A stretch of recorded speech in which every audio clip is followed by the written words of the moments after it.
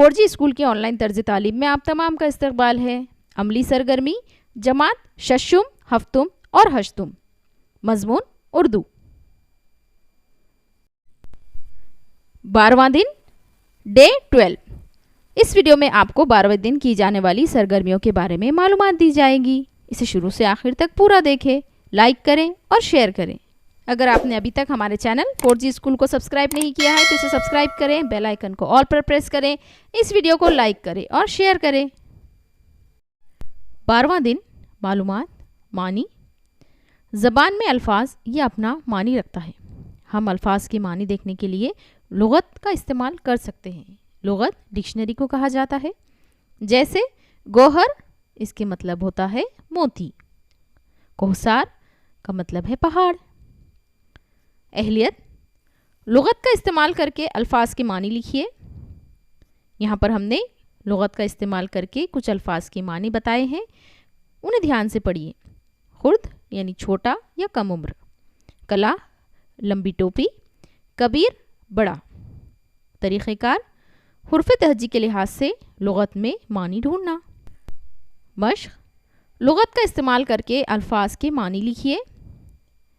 यहाँ पर 2 अल्फाज दिए हुए हैं, दोनों बज़ाहिर पढ़ने में एक जैसे हैं, लेकिन इनके लिखने में और इनके हुरूफ की तरतीब में फ़र्क है। जैसे कि अलम अलिफ लाम मीम है और अलम आयन लाम मीम है। अल्फाज अगर हम पढ़ें तो इनका तलफ़ुज़ हमें एक जैसा नज़र आता है, लेकिन इनके मानी अलग अलग हैं। जैसे कि अलम के मायने होते हैं रंज या गम और अलम के मायने हैं झंडा या निशान। आइए कुछ मिसालें देखते हैं।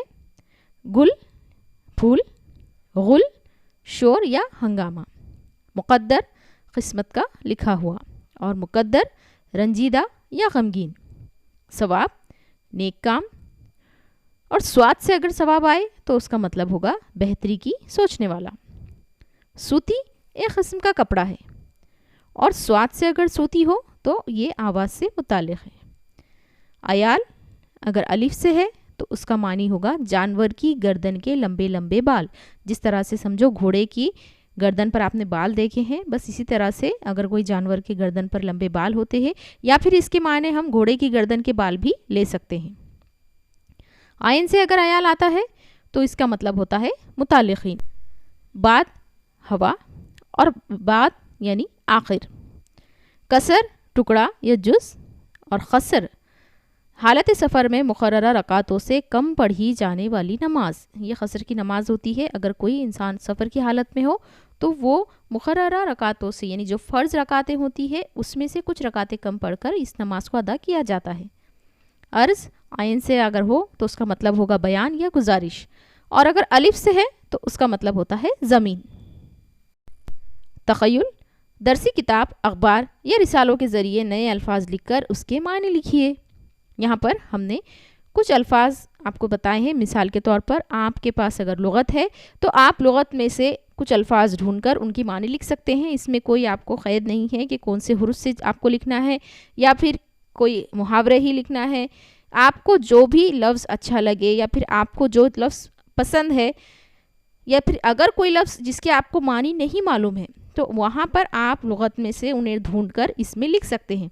मिसाल के तौर पर हमने कुछ यहाँ पर आपको बताए हैं और इन्हें पढ़िए और अपने आप से आपको ये हल करना है। बेबाक, बेखौफ। पास करना, लिहाज करना। तस्कीन, आराम देना। जान को आना, गुस्से में होना। हाजत रवा, ज़रूरत पूरी करने वाला। ख्याल रखना, ध्यान रखना। इत्र, खुशबू। यहाँ पर 12वें दिन की तमाम सरगर्मियाँ मुकम्मल होती हैं। अगले वीडियोस के लिए हमारे चैनल 4G स्कूल को सब्सक्राइब करें, बेल आइकन को ऑल पर प्रेस करें, इस वीडियो को लाइक करें और शेयर करें।